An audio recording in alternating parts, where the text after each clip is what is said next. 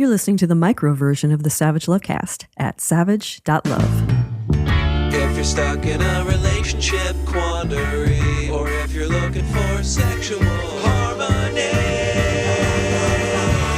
well, there's nothing you can't ask on the Savage Lovecast. So, the governor of Tennessee, Bill Lee, signed that state's anti-drag bill into law last week. It is now a crime punishable by up to 6 years in prison for repeat offenses to do drag anywhere a child might see you in Tennessee, even in Nashville, where every day children can watch entire bachelorette parties puke off the backs of party tractors rolling up and down city streets. This new law could also make it illegal for a trans person to leave the house dressed in their own clothing. The law is ambiguous in how to enforce the law, whether raid drag bars to make sure everyone in them is over 21, or harass trans people seen in public, or to do spot genital checks on, I guess, everybody to make sure some passing trans person didn't slip out of the house undetected. That's going to be left up to local police departments in Tennessee, which all but guarantees that the law will be used to harass trans people in public and drag performers in clubs. This bill, as I pointed out at the top of last week's show, this clearly unconstitutional law was signed by Bill Lee, who also just signed a monstrous law criminalizing gender-affirming care for minors.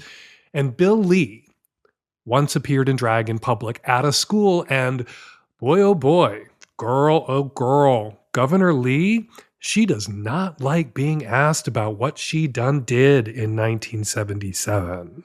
At a press event, the governor was confronted with that photo, and he called any comparison between the drag show bill and a yearbook snapshot ridiculous. What a ridiculous question that is.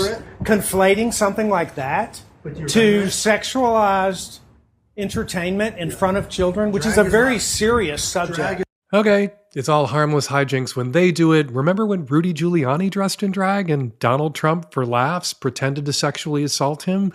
Hijinks when they do it badly. Sexualized performance when actual drag queens do it better. If you've seen the photo of Governor Lee in drag, and you must have by now, but we will include the link again in the show notes this week, Lee's skirt does not exactly come down to his ankles. It's not something you'd see in a high school production of Arsenic and Old Lace. He's in a mini skirt. Now, I wouldn't say nice thighs to a high school student, but I will say nice thighs to a middle-aged man about his thighs back in high school. So, Governor Lee, body queen, nice thighs. You were a senior in high school when this photo was taken, so still in high school, but legally an adult, working that skirt, flashing those thighs, nearly exposing that crotch in front of children, minors, which is now, thanks to you, a crime in Tennessee. Meanwhile, over in Texas, rabidly heterosexual Texas State Rep Nate Schatzline, author of anti-drag and anti-trans bills, and possessor of what's known as gay face, was exposed as a Bill Lee-esque hypocrite when a videotape of him cavorting in a public park in drag with children present began to circulate on the internet. Let's listen to Texas State Representative Nate Schatzline complain about his drag performance surfacing on the internet. Look, the left wing is attacking me because of some class project I did as a teenager where my buddies dared me to wear a dress, but we're not going to let that distract us from the real message of what we're trying to get done right here in the Texas legislature, and that is ban sexually explicit drag shows. Okay, for everybody keeping track at home, it's fine for men to wear dresses in public, in front of children, if it's for a class project and so long as their buddies dared them to. I took a look at Representative Schatzline's proposed legislation, and there's no "my buddies dared me to" exemption for doing drag. And excuse me, but boys in dresses as a class project? What was the name of that school? Because if a school was assigning projects like that right now to high school boys run through a park in drag, Fox News and anti-trans genocidal maniacs at CPAC would be calling in bomb threats right now. But maybe there's a workaround for the law here. If it's okay to do it If your buddies dared you to, like the drag queens, trans women, and cross-dressers who pinned little pieces of paper with "I'm a boy" written on them to their outfits to get around female impersonation bans decades ago, drag queens could just start wearing "My buddies dared me" pins on their gowns. And circling back to that gay face comment, I don't know if Representative Schatzline is a tormented, conflicted closet case. I'm not going to say Representative Schatzline is setting my gaydar off because my gaydar readings are classified. But if he's not setting your gaydar off, you're either not gay, and so don't have gaydar, or you are gay and you need to power down and restart your gaydar. Man, oh man, these anti-drag Republican politicians getting caught in drag, it's taken me back to the 1990s when the GOP was pushing new anti-gay laws onto the books and trying to prevent the repeal of anti-gay laws already on the books. And there was a time when it didn't feel like a week would go by without some rabidly anti-gay Republican bigot getting busted for soliciting sex in a men's room in an airport, or getting caught having his luggage lifted by a rent boy in Europe, or getting outed by the muscle jock male sex worker whose dick he'd been choking on. Those were the Larry Craig, George Reekers, and Ted Haggard scandals, respectively. And now it feels like we're going to find out every last Republican politician pushing anti-drag and anti-trans legislation was caught on camera at some point, at least once in their lives, in drag somewhere that could be seen by children. Won't somebody think of the children? My God, the children. Zooming out for a second, I have to ask, how is this going to work exactly? Are there going to be cops at pride events rounding up drag queens in June, arresting people carrying trans pride flags when there are tens of thousands of LGBTQ people in the streets? As more political queers are always reminding less political queers when June rolls around, the first Pride, Stonewall, was a riot. Looks like come June, we may have to remind Republican elected officials that Pride can be peaceful, it can look like a sparkly party, or Pride can return to its roots, fighting back, defending ourselves, rioting. It's in Pride's DNA, and it is not a recessive gene. All right, coming up on the Micro Savage Lovecast, tons of your Qs, lots of my As, and on the Magnum Savage Lovecast, Dr. Evan Goldstein returns to the show. He's the founder of Bespoke Surgical, a first-of-its-kind health practice specializing in gay men's sexual health and wellness. He's here to talk numbing creams, the best lubes for anal sex for men and women, and whether spit is one of them, and more. And a quick note, Hump 2023 screenings continue in Seattle and on the boards through March 11th. Vancouver, Long Beach, Denver. Hump will be in you soon, and then Hump goes on to 30 more cities. To find out when the best porn festival in the world is coming to a city near you, and to find out about your streaming options, go to humpfilmfest.com. All right, on to your questions. This episode of the Savage Lovecast is brought to you by Foria. Foria crafts 100% all-natural sexual wellness products so you can experience deeper intimacy and transcendent moments of sexual pleasure solo or with your partner or partners. Get 20% off your first order by visiting foriawellness.com/savage. That's FORIA wellness.com/savage. This episode of the Lovecast is brought to you by the good folks at Squarespace. They make it easy to build a beautiful website, blog, or online store. Head on over to squarespace.com/savage for a free trial. And when you're ready to launch, use the offer code SAVAGE to save 10% off your first purchase of a website or domain. This episode is brought to you by Helix Sleep, the best mattress for your individualized comfort. Right now, my listeners get up to 20% off all mattress orders and 2 free pillows. Go to helixsleep.com/savage. Mid-30s, cis woman here, calling with a slightly embarrassing question about sleep masturbating. I noticed in the past several years that I am touching myself in my sleep during dreams to the point of climax, and that isn't too big of a concern, except that I worry about it happening while I am sharing space with others, perhaps on a trip, or, God forbid, sharing a home or room with a family member, and I am unsure what to do. I am single, I live alone at the moment, and I'm not so much worried about it happening near a partner, but I am just wondering if you have any thoughts, suggestions, or if any of your listeners or medical advice professionals have any other ideas. I am generally quite a sex-positive person, and am just a bit baffled by this, mostly, as I said, just because of the potential embarrassment. Turning to someone and saying, look, I have very vivid sex dreams in the middle of the night and sometimes I sleepwank, seems to me like a really great way to make sure that you don't have to share a bed with anyone if you're sharing a hotel room with a couple of people, and that you might get a room to yourself if everyone's rented a great big Airbnb for the weekend. Just be honest, just be direct, tell people the truth. Look, sometimes I wank in my sleep in the middle of the night, or so I've been told by people who were in the same room with me in the middle of the night. It's an awkward thing to say, but it's a much more awkward thing you can continue to say to them to be blindsided by. So I'm telling you. And then you'll get the berth or the bunk or the room or the bed to yourself. Kind of a superpower, kind of a great big Yahtzee if you refuse to be ashamed of this thing that you're doing that you don't need to be ashamed of, because you aren't doing anything wrong and you're not doing anything intentionally to make other people uncomfortable. It's just that in your sleep, you might unintentionally do something that could make someone else uncomfortable, which again is why you're going to get, if you're honest, the room or the bed or the berth or the bunk all to yourself. Hell, I don't do this. I don't jack off in my sleep in the middle of the night, but I'm tempted to tell people that I do so that I can get the room or the bunk or the bed or the berth all to myself too. Hi, Dan and the rest of the Lovecast. 2 years ago, I became really good friends with my neighbor. My husband and I were expecting when we moved into our apartment, and she's such a great person. We instantly took a liking to her.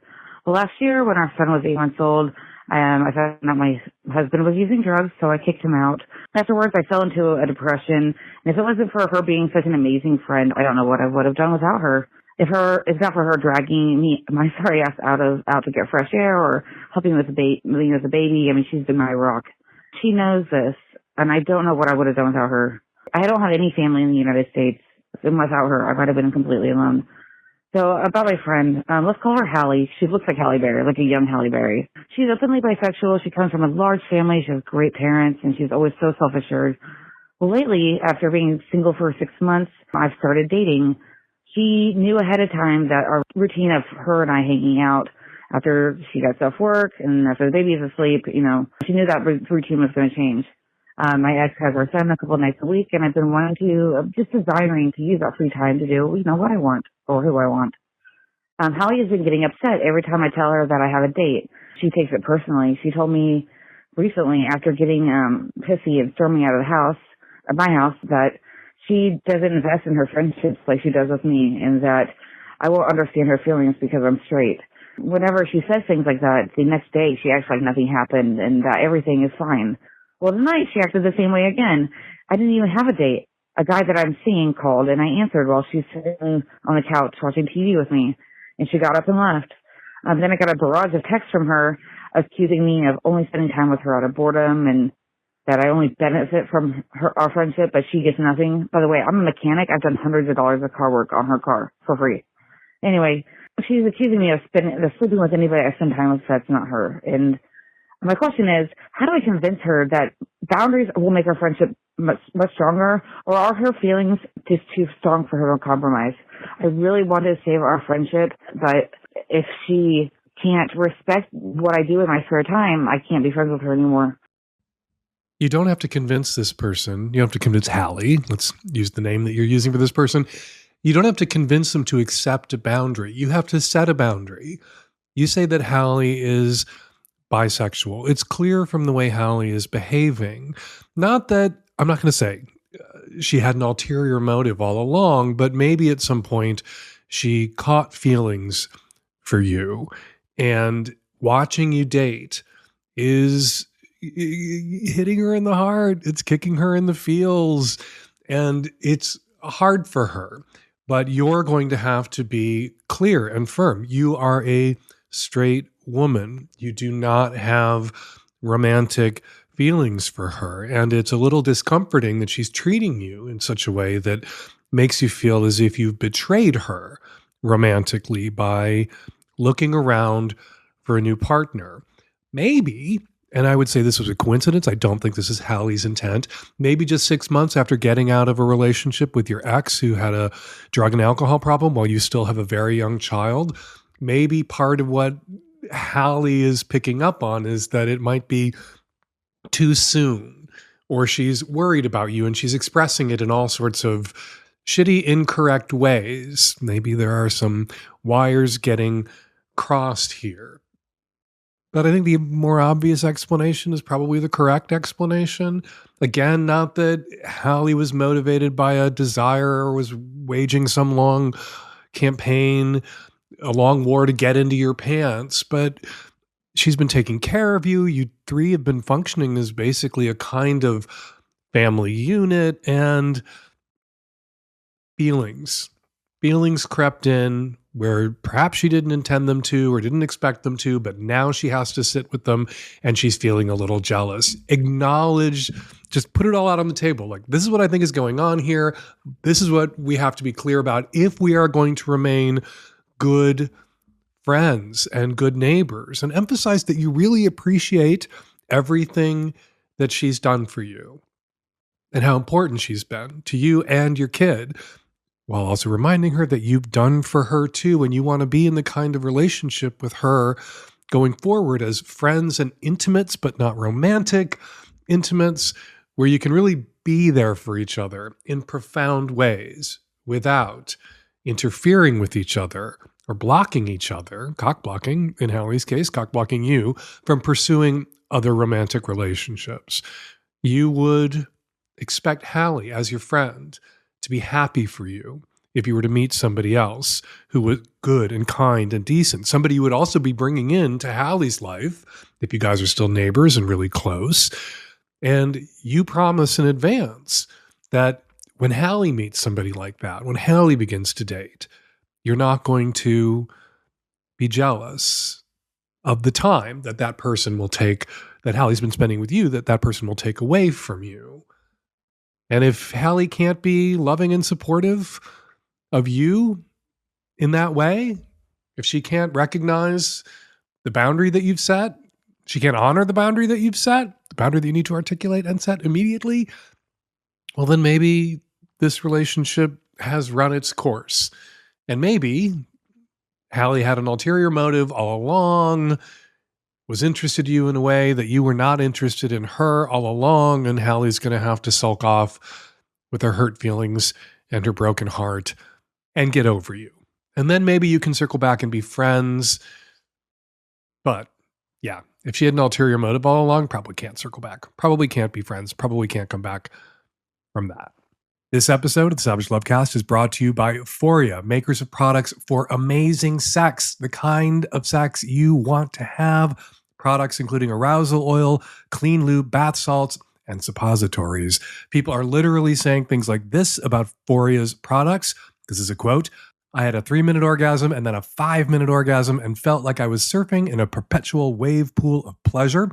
And another quote, we use Awaken, and when she gets on top, we both come so hard that we see sounds and hear colors. And it doesn't hurt when GQ calls you the best sex product of the year, and Shape says you are the best invention since the vibrator. Now, this is a little personal, but Terry and I tried the suppository, and leave it to Euphoria to make suppositories sexy. They did it. I'm not sure what they put in there. I know there's CBD at least, but they have some serious love potion energy. So yeah, you have my permission to try this. I fully endorse you to go ahead and treat yourself to more, deeper, fuller pleasure wherever you can find it as often as possible. And you can start with a bottle of Euphoria. Euphoria is offering a special deal for our listeners. Get 20% off your first order by visiting www.euforiawellness.com/savage or use the code SAVAGE at checkout. That's FORIA wellness.com/savage for 20% off your first order. I recommend trying their Awaken Arousal Oil and Sex Oil. You'll thank me later. Hi, Dan. Mid-30s female here. I'm calling with a question about my sister. She just ended a monogamish relationship where she was allowed to have other online relationships, provided the person was out of state and they never met. Now that she has dumped her boyfriend, she quite understandably wants to go meet these people.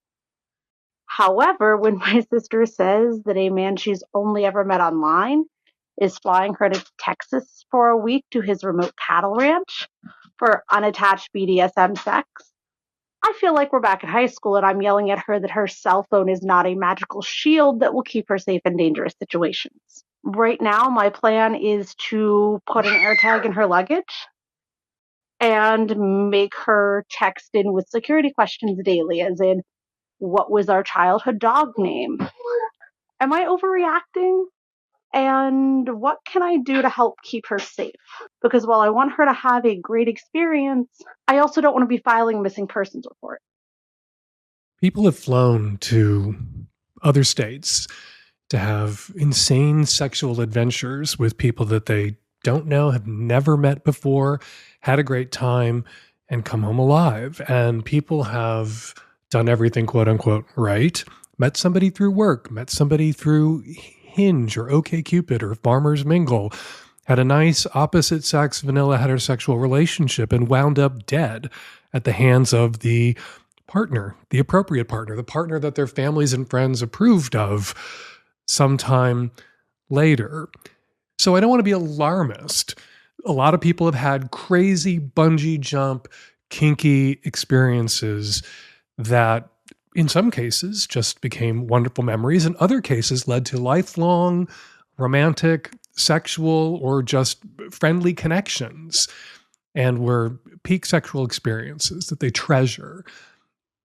Yeah, and other people have married the nice guy next door and wound up dead at the hands of the nice guy next door. That said, we can't be Pollyanna about this. We have to be realistic about the risks here. And if your sister is running off to meet somebody on a remote ranch and doesn't know his name, can't give you the guy's address, doesn't have, a copy of the guy's ID, can't tell you as her safety person where she's going and who she's going to be with and when she'll check in and when she'll be back, it's a lot easier for that person to murder her and get away with it than it would be for her husband or boyfriend to murder her and get away with it. So this guy who's flying your sister out to his remote ranch, is he willing to share his name, his information? Does he welcome the kind of scrutiny that someone who wants to have this kind of banana sexual experience with someone they've never met before should welcome? Welcoming that kind of scrutiny, encouraging your sister to have a safety person who knows where she is and knows who she's with is a way that he can telegraph to your sister that he's someone safe to have this kind of experience with. And if he won't share that information with your sister so that she can share it with you, her safety person, he's telling your sister that he's not the kind of person that she's safe or safer having this kind of crazy, fun, you only live once, YOLO, bungee jump BDSM experience with. So if I was talking to your sister, if your sister called me and asked me for my advice, I would tell her name, address, ID, references. If this is not the first time this guy has done this sort of thing, and I don't think you want to go spend a week having a BDSM experience with someone who's never done this sort of thing before in a much smaller way, taking baby steps. If he's not willing to share that information with her, she should not go. And you know what? If he's an experienced BDSM player, if she's not asking him for that information and he called me, I would encourage him not to have her come and stay, because what she would be telling me as a sub and a bottom is that she's reckless and perhaps not all there. And so not someone you want to have in your dungeon or on your remote ranch, even as a sub. So talk to your sister.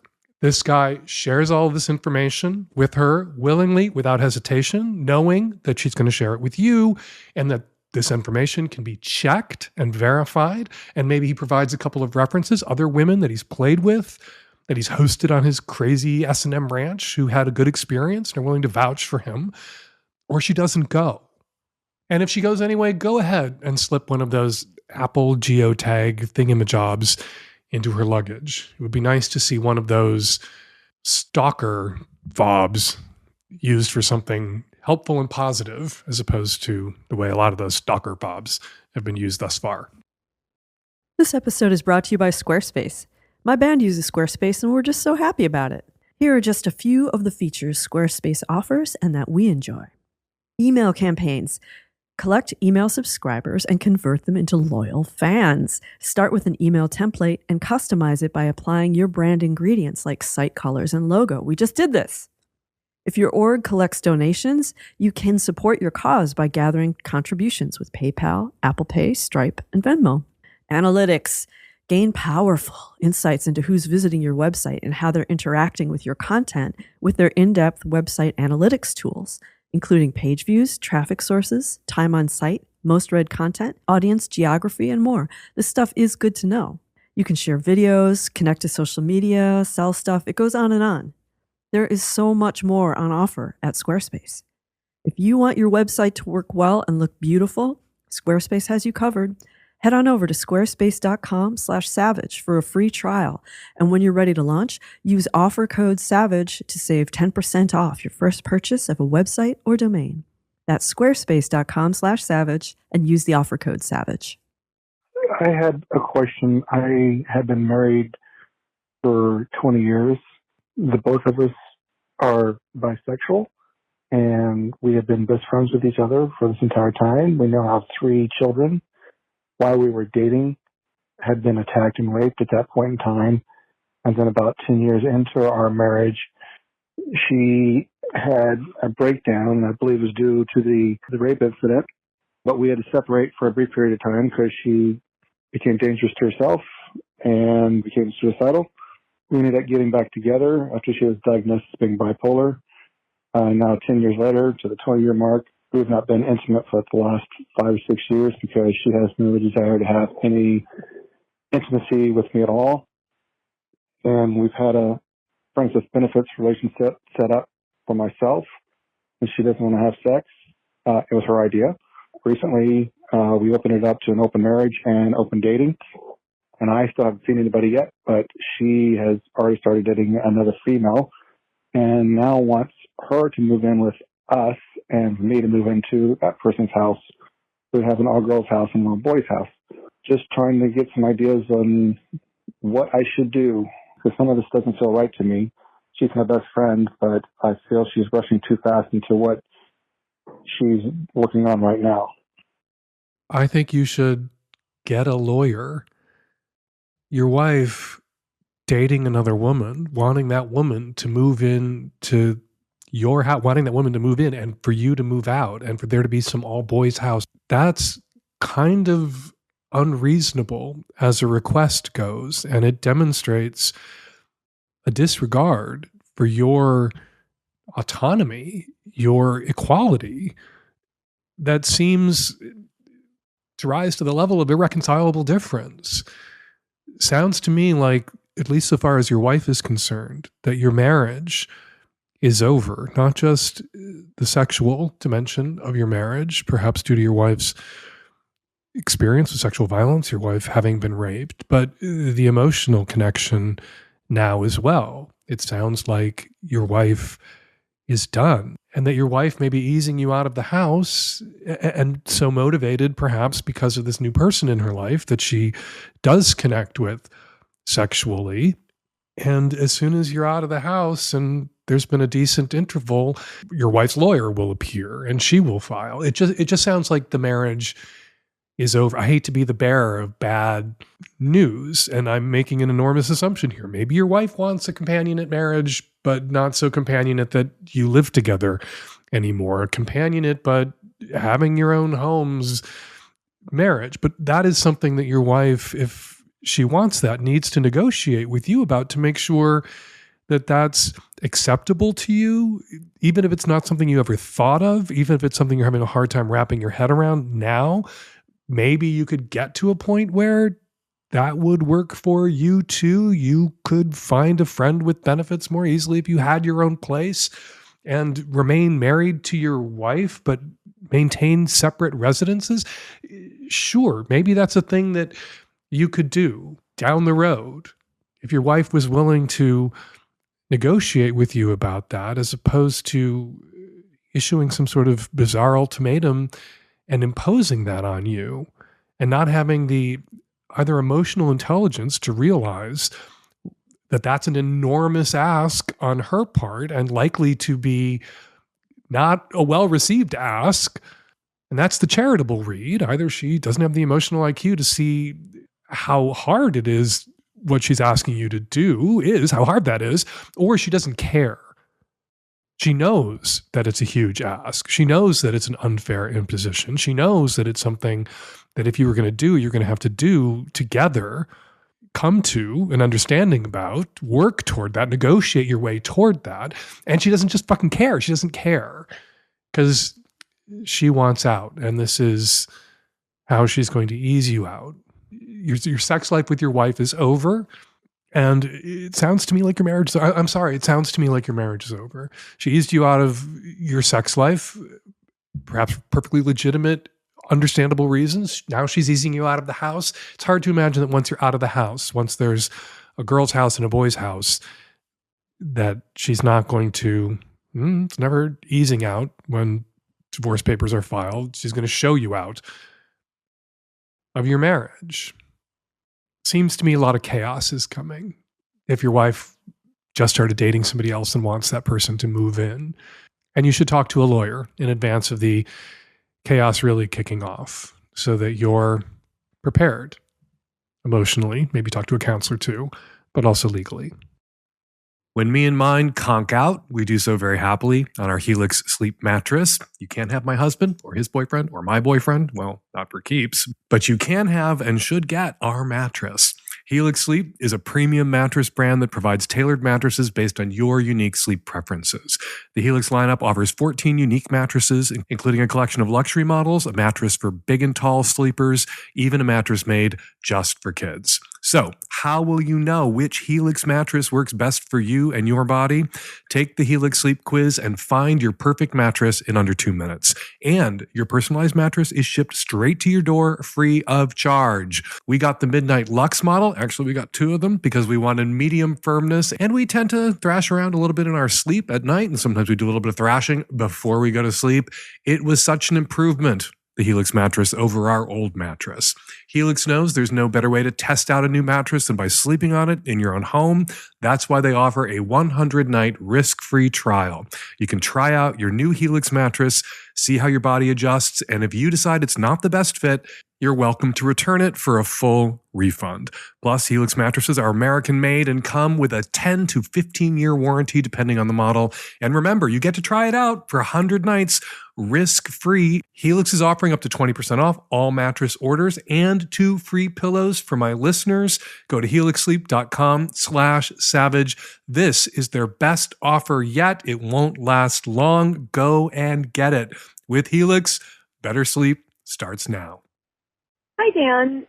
This is a 38-year-old woman calling from the Bay Area, and I have something to run by you. I just started dating a wonderful person maybe just a few months ago, and he has a best friend who is very tall and very blonde and very attractive, kind of the opposite of me.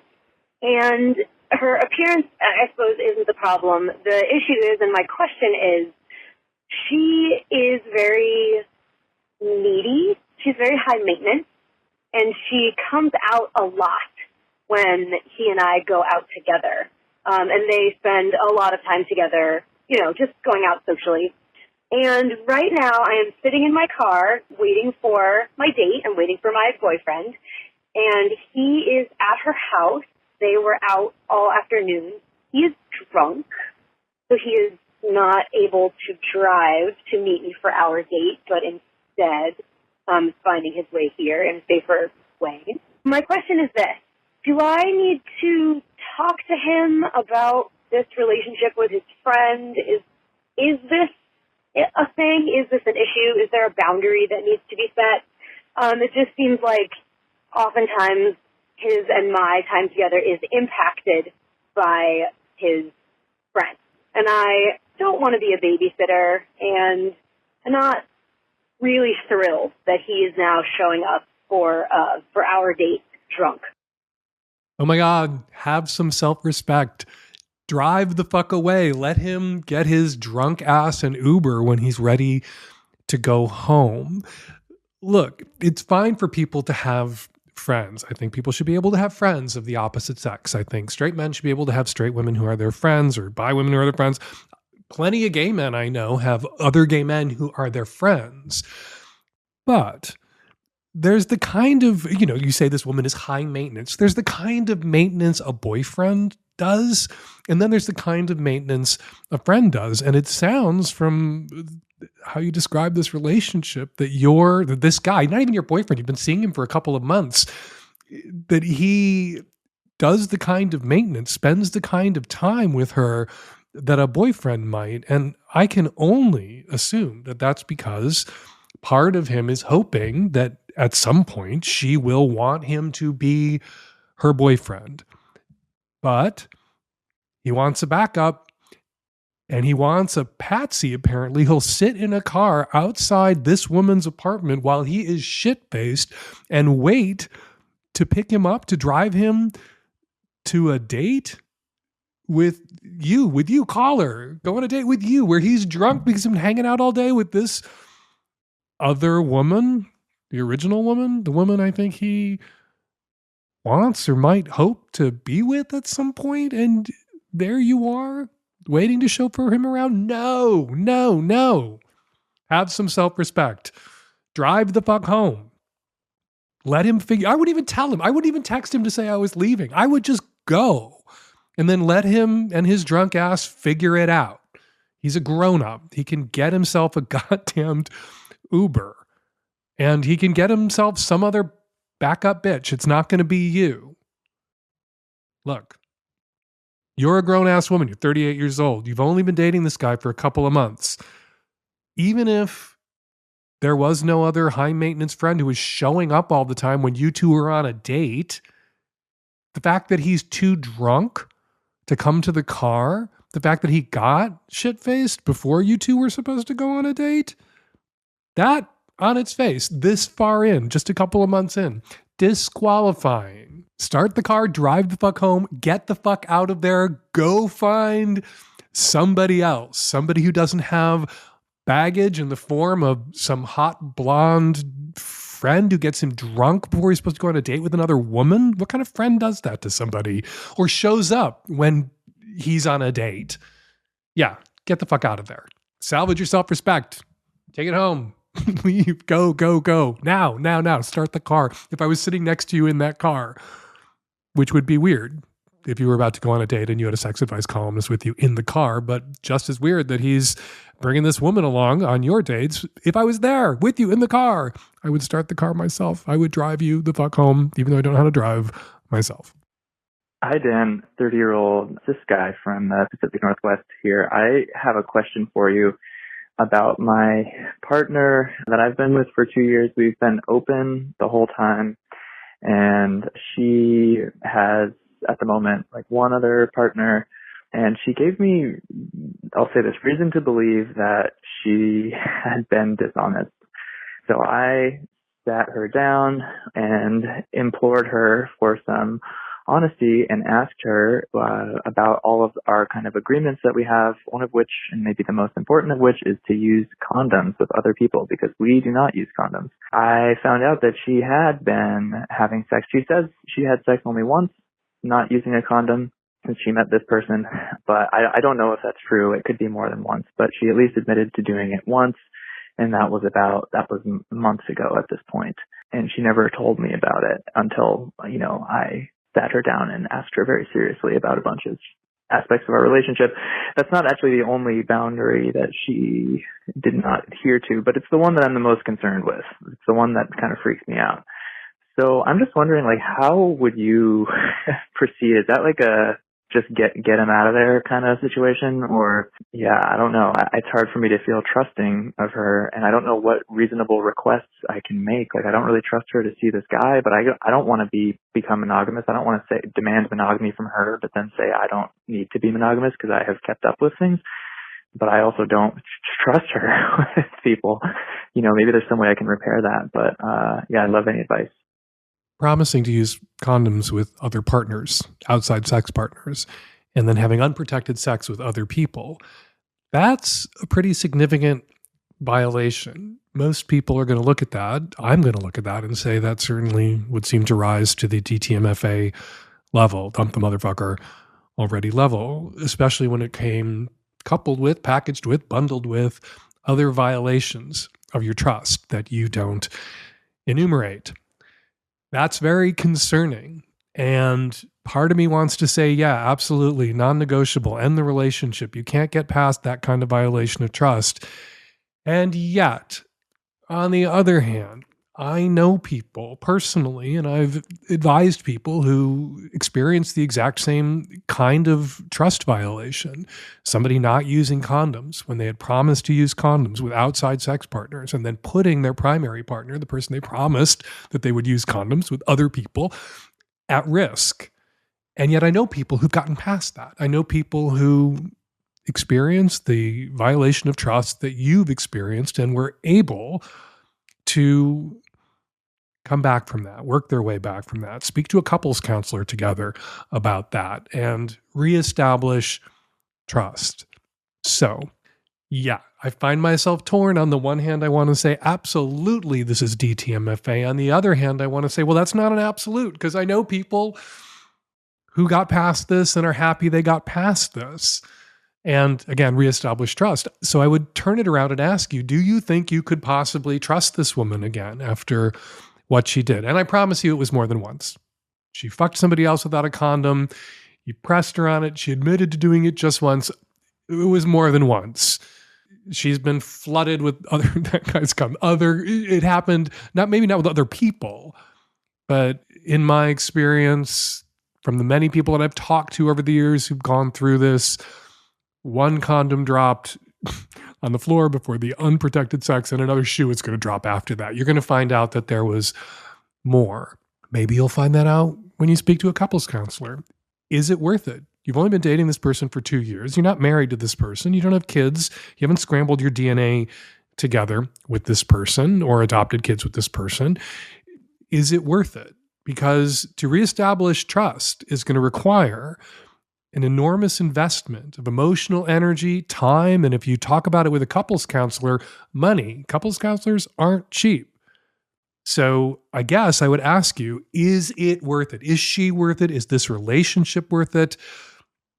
Are you willing to make that hydra-headed investment of time, energy, money to salvage, to save this relationship with this person who has demonstrated to you that they will lie to your face, violate your trust like she did, behave impulsively in a moment where she was carried away sexually perhaps, knew she was betraying you, felt terrible and conflicted about it, is glad everything is out in the open, and this is a charitable read I'm giving this whole situation, and wants to work her way back into your good graces, wants to re-earn your trust.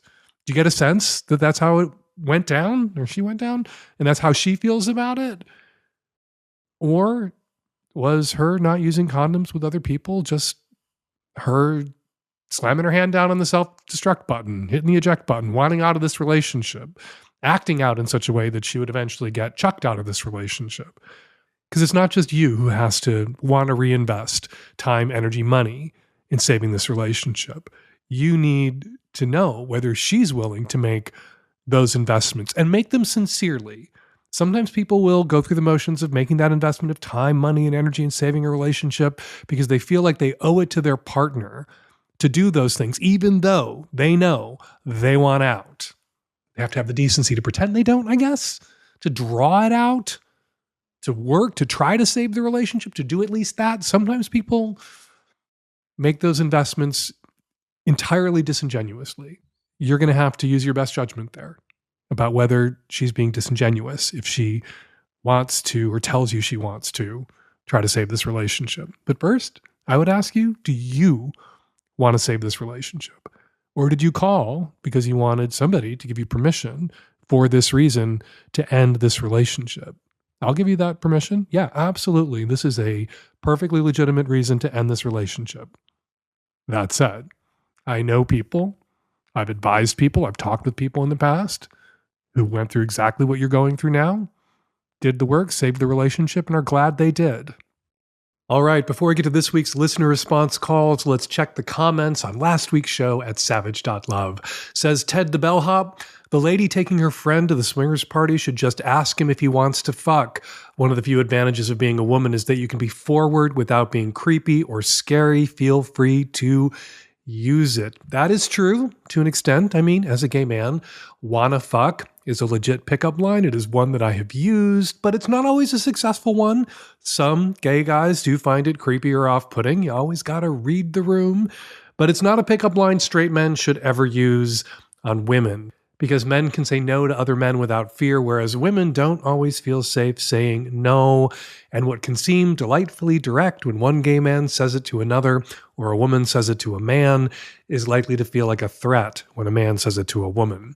T. Rulala, pardon me if I'm butchering your name, T. Rulala says to the woman in Berlin seeking sex and connection, we have a space here in Berlin which is probably unique in the whole world. It's not a sex club. It's not a yoga or bondage space. It's something in between. They do workshops that allow you to explore yourself, your body, your sexuality, while also experiencing group dynamics. I went there once to a pegging workshop, and after 3 hours, we were about 20 people going at it as if girls pegging guys would be the most normal thing in the world. It was such a freeing experience. T. Rulala shared a link to the website, iksk-berlin.de, and added, we need more spaces like this in the world.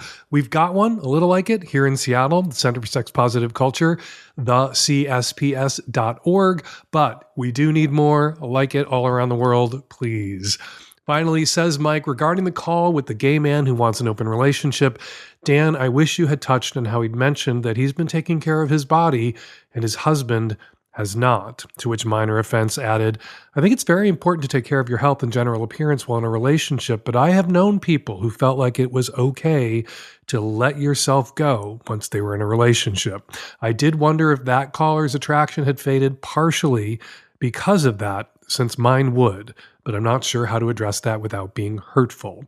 Yeah, and I'm not sure how to address that without being accused of fat phobia, but for the record, I think basic maintenance, making an effort to take care of ourselves, is one way we demonstrate to our partners that we don't take them for granted. And basic maintenance is not an unreasonable thing to expect. Married people live longer because their spouses nudge them to go to the doctor when they need to.